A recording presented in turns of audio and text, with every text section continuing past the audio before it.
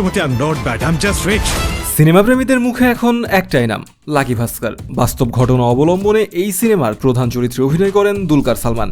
গল্পের প্রেক্ষাপট 1990-এর দশকের মুম্বাইকে ঘিরে। 90-এর দশকে গড়ে ওঠা এই গল্পটি ব্যাংক এবং শেয়ার বাজারের প্রতারণা ও অর্থ পাচারের ঘটনাগুলোকে ফুটিয়ে তুলেছে। এই গল্পে হর্ষদ মেহতাও বেশ বড় ভূমিকা নিয়ে জড়িয়ে আছেন। 80-র দশকে শুরু হওয়া গল্পটি 1992 পর্যন্ত এসে ভিন্ন দিকে মোড় নেয়, কারণ ওই বছরই ভারতের স্টক মার্কেটের বিগ বুল খ্যাত হর্ষদ মেহতার হাজার কোটি টাকার স্ক্যাম সামনে আসে। इज्जत खरीदने के लिए पैसों का रोब दिखाना जरूरी है। তবে গল্পটা হর্ষদ মেহতার নয়, বরং তার স্ক্যামের সাথে অন্তর্ভুক্ত একটি ব্যাংকের এজিএম এর, যার নাম ভাস্কর, যিনি এই সিনেমার হিরো। বিগবুল হর্ষদ মেহতার ছায়ায় যারা লাভবান হয়েছিলেন, শত শত কোটি টাকার মালিক হয়েছেন, তাদেরই একজন ভাস্কর।